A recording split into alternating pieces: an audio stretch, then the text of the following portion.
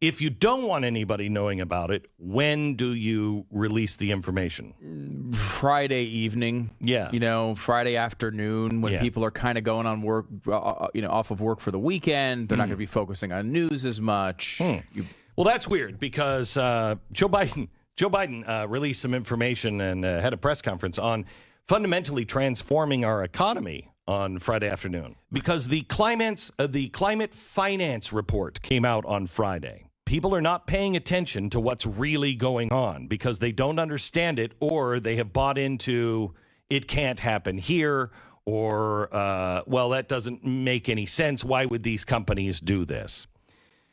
Well, they are preparing you for the things that are coming. This little climate finance report is a roadmap to build a climate-resilient economy. Oh, that sounds good. Now, this is something we told you back in March was coming. The banks were beginning to implement environmental, social, and governance scores completely on their own. It's something that actually began at the Paris Agreement, the Paris Accords. You remember? We found a little clause in the Paris Agreement because why was everyone so upset? How dare we pull out of the Paris Climate Accords? Well, because there's a little clause in there.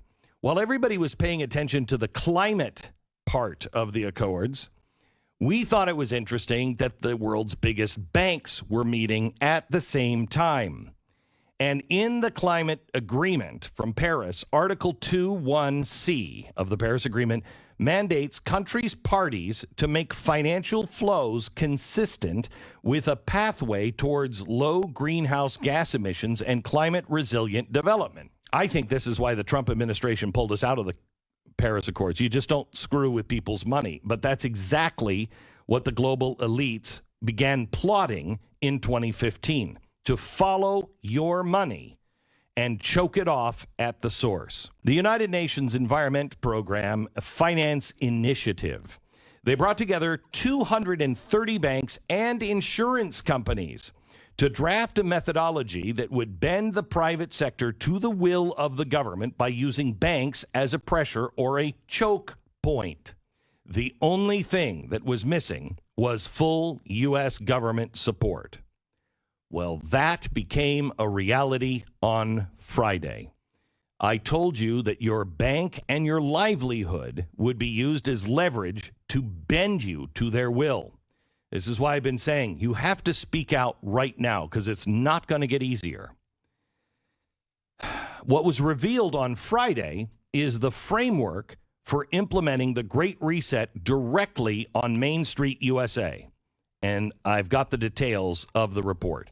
Now, I want you to listen. Remember, the Great Reset says you're not going to own anything by 2030. That's their goal. That no one has a private possession by 2030. You will rent everything. Well, let me ask you something. If you don't have any land, if you don't have property yourself, if you don't own anything, you don't own a business, where do you go when you don't like what's happening? You will have to comply or explain.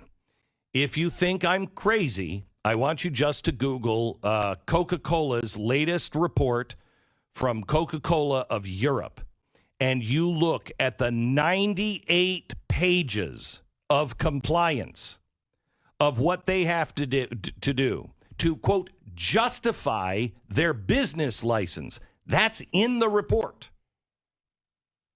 That's what's coming here. Next, protect American lives, savings, and pensions. This might be the most evil of all of them. It is the ultimate blackmail on Americans. Comply, explain, or lose your insurance. Lose your life savings. I urge you to see what our White House released on Friday. Addressing climate risk in the VA lending programs. If the VA lending, if those banks don't adhere to ESG, then the vets don't get any houses.